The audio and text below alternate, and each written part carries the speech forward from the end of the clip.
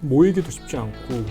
맞아요. 네, 제가 촬영 가서 때. 오는 게 큰일이고 네. 그리고 다들 바쁘셨잖아요. 제가 그 작가님이나 이제 지휘자님 일정 잡기가 너무 저는 아니, 항상 프리했는데 이번에 또 정말 이제 작가님이 안 계셨으면 이 정도 분량이 안 나왔을 것 같아요. 와이프도 지금 벌써 소감 끝나는 소감입니다. 아니.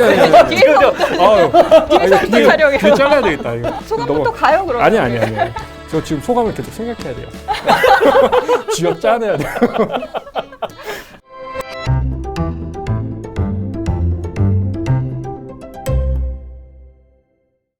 그때 아까 전에 에스무스 자인 했을 때 한 번 더 생각해 봐야 되는 게 베토벤이 본인이 죽을 거를 알고 있었을까? 왜냐면 베토벤 사인이 아직까지도 정확히 명확하진 않지 않나요? 매독은 아닌 걸로 판명이 되었고 뭐 납중독? 뭐 이런 얘기도 있었고. 아니 치료를 하는 과정에서 부작용으로 난 거였고 순회 공연을 갔다 와가지고 바이러스 때문에 이제 귀가 나빠지기 시작을 했고 그리고 그 이후에 어쨌든 나머지는 이제 장기 안에 문제가 생겨가지고 뱃속에 물이 차면 그걸 계속 빼고 뭐 이제 그런 걸 계속했죠. 그럼 네. 베토벤이 뭐 급사한 건 아니고 본인이 죽음을 어느 정도 예상하고 있었고 몸이 계속 안 좋아지긴 했죠. 근데 급격하게 안 좋아지기 시작했던 건 아무래도 그 현악사중주 마지막 곡을 작곡한 이후라고 볼 수 있죠. 그러면 작가님 생각에는 본인이 어느 정도의 일생이 그렇죠. 마감하는 그런 느낌을 갖고 있었기 때문에 근데 마지막까지 자기 죽음을 갖다가 뭔가 거부하려고 하지 않았을까? 이제 설마 내가 죽는다니 그런 생각을 하지 않았을까 싶은 게 마지막에 되게 의미 있는 에피소드가 남아 있는데 오늘을 넘기기 힘들다. 그러면서 이제 주변에 중요한 사람들이 이제 모여서 다 이제 임종을 기다리고 있었던 거죠. 근데 겨울이었고 그리고 비가 되게 많이 왔어요. 베토벤이 이제 완전히 이제 의식을 잃고 있었던 거죠. 숨을 멈추면 끝나는 그런 상황이었는데 비가 오다가 번개가 엄청나게 치기 시작을 한 거예요. 번쩍하고 치니까 의식이 없었던 베토벤이 갑자기 눈을 번쩍 뜬 거죠. 한쪽 손을 갖다 들어가지고 주먹을 불끈 쥐었대요. 그러고 바로 이제 탁 손을 놓고 쓰러져가지고는 숨을 거뒀다라고 하는데 이게 그 당시에 임종을 보던 사람들이 모두 다 공통된 증언이기 때문에 실제로 있었던 일인 거거든요. 그래서 눈도 반쯤밖에 안 감겨가지고 친구가 나머지 반을 갖다가 마저 감겨줬고 그런 의미에서 끝까지 삶에 대한 집착이라 그럴까? 갈망은 놓치지 않았던 사람이 아닐까 그런 생각을 해요. 뭐 하일링 슈타트 유서 쓰고 그 이후에 그렇죠. 보면 작가님 말씀이 어느 정도 더 설득력이 네. 있는 것 같아요. 그리고 저희가 초창기에 이제 기억나요. 작가님이 경기 피일 프로그램 노트를 썼고 그걸 저희가 봤는데 네. 그 프로그램 노트 내용이 베토벤의 죽음에 관련된 내용이 네. 있었어요. 장례식에 관련된 얘기였죠. 얼마나 정확히. 서민들에게 시민계급의 네, 시민계급, 네. 어떤 우상으로서 왜냐하면 그 당시에 도시 전체 국장처럼 막 그렇게 가던 행사가 베토벤이 처음이 아니었는데 보통은 이제 왕족 아니면 귀족, 네, 왕족, 귀족, 네, 이런 왕족, 귀족. 사람들이 죽으면은 행사를 했는데 베토벤이 죽고 나서 처음으로 시민계급을 위한 장례식 행사가 벌어진 거였거든요. 관을 들고 가는 것도 보통 귀족이나 왕족이 죽으면 당연히 나머지 이제 귀족들이 그걸 들고 갔을 텐데 이제 베토벤의 관은 일반 시민들 아니면은 베토벤과 친하게 지냈던 친구들, 제자들 이런 사람들이 들고 갔었고 베토벤의 죽음을 애도하는 의미에서 빈 음악원은 휴교를 했고 이 장례식 자체가 베토벤이 죽은 다음에 3일 뒤에 거행이 됐어요. 그리고 보통 오전에 장례 미사를 보고 운구해가지고 묘지로 이렇게 안치를 하는데 이거는 오후에 장례 미사가 거행이 됐다고 해요. 그러니까 세계 각국에서 도시에서 오겠다고 하는 사람들이 너무 많아가지고 그들이 이렇게 도착할 시간을 갖다 확보를 해주느라고 그래서 실제로 이때 모여든 사람들이 어림잡아서 2만 명 정도가 이 장례식을 보려고 그렇게 모여들었다고 베토벤 하숙집에서부터 죽은 하숙집서부터 장례 미사가 거행된 그 성당까지 거리가 500m에 불과한데 너무 사람들이 많아가지고 그거를 갖다가 운구를 하는 데에 그 관을 옮기는데 1시간 반이 걸렸대요. 미사 다 끝나고 공동묘지로 데리고 갈 때 그 뒤로 마차가 200대가 쫓아가는 그런 이제 대광경을 갖다가 묘사를 연출을 지금 이게 했다고 지금 합니다. 두 번째 듣는 거잖아요. 예. 저는 이 장면이 너무너무 또 말씀해 주시니까 또 좋네요. 되게 상징적인 거죠. 여기서 매장을 할 때에 우리는 작가로 극작 희곡 작가로 기억을 하지만은 베토벤의 하숙 동기생인 거예요. 프란츠 그릴파르처가 애도문, 추도문을 갖다가 그 배우가 읽었는데 그 말이 되게 의미심장했던 아마 그것 때문에 다들 기억을 하실 것 같은데 지금부터 베토벤의 뒤를 따르려는 음악가는 그를 계승할 게 아니라 새로 시작해야 한다. 왜냐하면 그가 떠난 바로 이 지점에서 예술이 끝났기 때문이다. 명언을 남기고 그렇게 우리 곁을 떠났죠. 말씀하신 대로 베토벤 죽음이 좀 여러 의미가 있는 게 베토벤은 귀족이 아니었잖아요. 그렇죠. 그런데 귀족에 준하거나 혹은 그 이상의 장르를 보였다는 것과 거기에 많은 시민들이 어떻게 보면 귀족 음악이었는데 시민들이 그 베토벤의 음악을 좋아하고 그 다음에 많은 시민들이 베토벤을 내 죽음을 애도했다라는 거. 좀 말년의 베토벤에 대해서 저희가 설명을 해야 할 것 같은데 제가 계속 사실 지금 이 유튜브 촬영을 하면서 말씀을 드렸던 것이 우리가 베토벤의 시민 계급을 대표하는 어떤 음악가로 알고 있는데 그게 다 맞는 얘기는 아니다라고 말씀을 드린 거잖아요. 귀족들과 같이 어울렸고 귀족들을 위한 음악을 작곡을 했고 그 사람의 일생의 목표는 궁정 음악가가 되는 거였고 서민 출신이라는 점에 대해서 컴플렉스를 갖고 있었고 그래서 귀족 행세를 하다가 망신도 당하고 이제 그러면서도 귀족과 동등한 대우를 갖다가 받기 위해서 옷차림이나 이런 것을 절대로 뭔가 허름하게 하는 일이 없었고 취향도 무조건 최고급으로만 누렸고 커피랑 뭐 시가랑 스카프 이런 것들은 실크가 아니면 안 하고 뭐 이제 이런 여러 가지 얘기들을 우리가 했잖아요. 근데 이제 말년에 가서 베토벤은 조금 달라졌어요. 자신의 추종자가 귀족에서 이렇게 시민 계급으로 옮겨가면서 정치적인 어떤 그 검열이랑 향락만을 추구하는 사회에 대해서 환멸을 느끼기 시작을 하면서 뭔가 이렇게 초탈한 모습을 보였어요. 그래서 옷도 항상 이렇게 뭐 허름한 거 그냥 아무 옷이나 다 걸쳐서 입고 다니고 그 머리도 안 감고 다니고 예전에 되게 단정하게 막 귀족보다 훨씬 더 우아하게 하고 다녔던 베토벤과는 전혀 다른 말년을 갖다가 베토벤이 연출을 한 거죠. 저 사람이 베토벤 맞아? 이제 이런 생각이 들 정도로 그 장엄미사 작곡을 할 때에 본인이 너무 거기에 몰입을 한 나머지 한참 걸어가다가 이제 자기가 빈을 지나쳐가지고는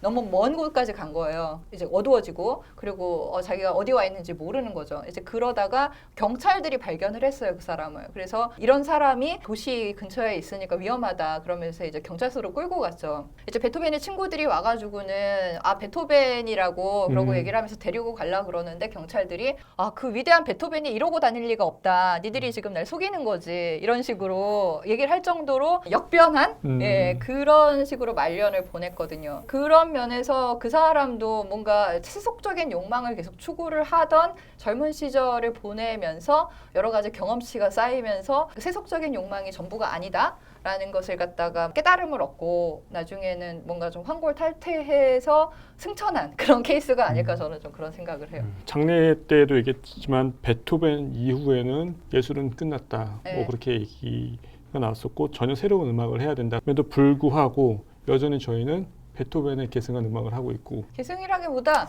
그 이후에 사실 교향곡이 작곡이 잘 안 됐잖아요. 브람스 1번까지 가기까지 되게 오랜 시간이 그렇죠. 걸렸잖아요. 가장 큰 영향을 받은 작곡가라고 알려진 사람 중에 하나가 브람스. 그리고 사실 다들 모두가 다 나는 베토벤의 영향을 받았다라고 얘기를 했죠. 리스트도 그랬고 슈만, 뭐 슈베르트.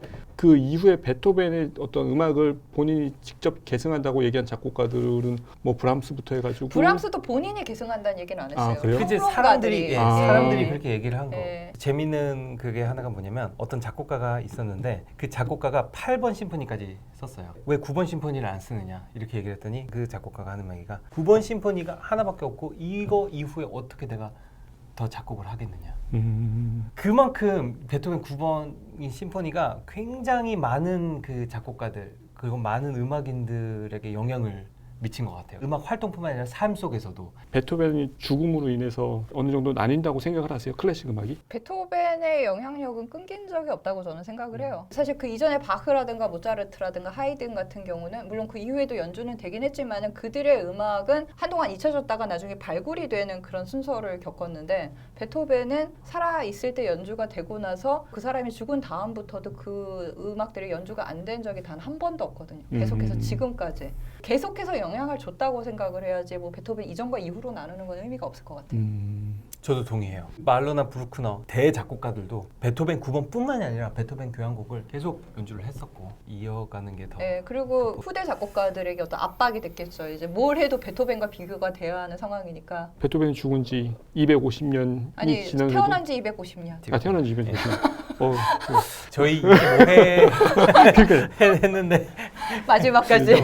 그렇지. 저희 너무나 많은 얘기를 했었고 사실 지휘자님도 베토벤 이 작품 하고 싶다. 저 작품 하고 싶다. 말씀 너무 많이 하셨어요. 네네. 코로나 지나면 하시겠죠. 코로나 지나면 내가 이 작품만큼은 무조건 하겠다라고 생각하신 게 있을까요? 저는 아직 베토벤 8번을 지휘를 못 해봤어요.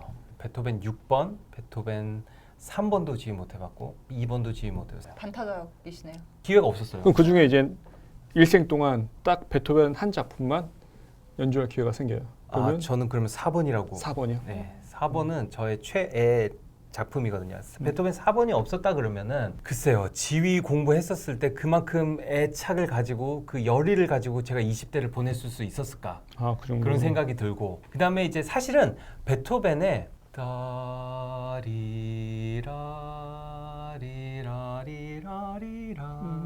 리라 이게 갑자기 생각이 안 나네. 이게 뭐 어떤 소나타 2악장인지. 비창인가? 아, 비창 맞아. 비창 2악장인가 보다. 네. 2악장을 제가 우연히 들었어요. 우연히 10대 때. 근데 그때는 베토벤 음악인지도 모르고. 팝송도 있었잖아요. 미드나잇 블루. 저는 피아노를 들었는데 그때 그 음악을 듣고 완전히 제가 그 음악에 영향을 많이 받았고 이제 그게 베토벤이라는 걸 알고 그 작곡가의 생애 음악이라는 거 이제 뭐 찾다 보니까 4분으로 연결이 됐거든요. 네. 그럼 이제 작가님. 저는 지휘 안 하는데요. 아, 지휘는 안 하지만. 저는 장엄미사를 아직 20대 때 그때 이렇게 참혹하게 들었던 귀를 씻어야 하거든요. 제가 아직도 못 씻었어요. 사실은 굉장히 훌륭한 연주로 그 장엄미사를 실연으로 한번 들어보고 싶어요. 지휘자님 나중에 장엄미사 한번 네. 실연으로 작가님의 귀를 씻어줄. 길기도 했고 뭐 짧기도 했는데. 아니에요. 길었어요. 아, 길었어요. 저도 길게 느꼈어요. 네. 지휘자님 소감. 소감이요? 네. 얘가 또 그게 소감이 참 복잡해요. 베토벤이라고 하는 작곡가에 대해서 우리가 이제 얘기를 하고 즐겁기도 했는데 한 사람의 그 작곡가의 작품과 음악을 이렇게 보면서 철학적으로도 많은 생각을 하게 됐고 말로 이렇게 표현하기가 참 어렵네요. 이게 음악이기 때문인 것 같아요. 25편에 대한 마무리 소감은 지휘자님이 어떻게 이 베토벤 음악을 연주하는지 공연장에서 음악으로 직접 네, 듣는 네. 거고. 이렇게. 브라보. 예. 저희 둘은 이제 경기아트센터 직원이지만 기꺼이 끌려온. 아니요. 처음부터 저희가 이제 작가님만 유일하게 보통 베토벤 그러면 좀 이게 머스큘린 하잖아요. 남성적이어서 차라리 남자 3인방이었으면 더 괜찮았을 것 아니 같은데. 저는 오히려 이제 아유 좀 칙칙. 처음엔 좀 성별을 고려했었거든요. 오히려 모시고 나서 보니까 그냥 성별과 상관없이 네, 저는 너무나 남자예요, 저는. 아니. 전 솔직히 이제 S. 네, 애쓴다. 올해 사실 코로나 때문에 여러 가지로 좀 상황들이 바뀌었잖아요. 그러니까 뭔가 하고자 하는 일들이 다들 있으셨을 텐데 그것들이 엎어지고 뭔가 취소되고 그래가지고 되게 좀 상심하거나 이렇게 상실의 시간을 보낸 분들이 올해 많았을 것 같은데 오히려 베토벤도 베토벤이지만은 나를 표현하는 방식에 대해서 심각하게 고민을 하면서 보낸 1년이 아니었던가 싶어요. 되게 많이 부족했을 텐데 다들 너무 이렇게 환영해 주시고 아껴 주시고 받들어 주셔서 속은 어떤지 모르지만은 그래서 너무 감사한 무슨 말씀이신지. 마음으로 그 찾아와서 했고요. 다시 한번 이제 복습을 쫙 하면서 느낀 점은 인류 너머의 뭔가 숭고함, 뭐 종교적인 거 이제 이런 거를 추구했다기보다는 제가 사실 계속 강조했던 부분들도 그 사람의 되게 인간적인 측면이잖아요. 그 심지어 부정적인 측면 그런 모습만 아니었으면 좀 덜 실망했을 텐데 막 이런 얘기들을 일부러 조금 더 제가 강조해서 보여드린 바도 있었는데 역사가 되면은 사람의 삶이 이화되는 게 되게 많아요. 진짜 필요한 어떤 요소들인데 그게 사람들 사이에서 망각이 되면서 잊혀지면서 그 사람이 사람이 아니라 신으로 추앙이 되는 경우가 많은데 저는 그 대표적인 사례가 베토벤이라고 생각을 했어요. 베토벤의 음악은 사실은 그런 신적인 그 숭고함에서 온 게 아니라 우리 모두가 다 갖고 있는 그런 일상의 그 파편들이 모여가지고 하나의 음악이 된 거라고 저는 생각을 하거든요. 그래서 우리에게 더 깊은 감동을 주는 게 아닌가 그런 생각을 하면서 이번에도 그냥 그런 생각이 많이 들었고요. 이렇게 되게 어려운 코로나 시기에 다들 너무 좌절하지 말고 이제 그것을 보면서 웃어서 넘길 수 있을 만큼의 어떤 우리의 맷집과 그 담대함, 조금 약간의 그 고난을 극복하는 어떤 그 인내심 그런 것들을 그의 음악을 통해서 조금만 더 한번 좀 발동을 시켜보는 그런 기회가 됐으면 좋겠어요. 저 사실 이제 작년에 이제 지휘자님이랑 공연을 하나 같이 하면서 그때 지휘자님이 되게 의지가 됐었거든요. 이거를 이제 권영훈 팀장님이랑 뭐 사장님이랑 직원들하고 이걸 했을 때 지휘자님이 같이 하신다고 해가지고 좀 자신감을 얻었고 그 다음에 그 뒤에 작가님이 그때 말씀하신 거 사실 처음 봤었는데 이렇게 간다고 하면은 망하진 않겠구나. 정말 매끄럽고 또 진행을 예. 또 너무너무나 그 댓글 봐도 아시잖아요. 댓글 지인이에요.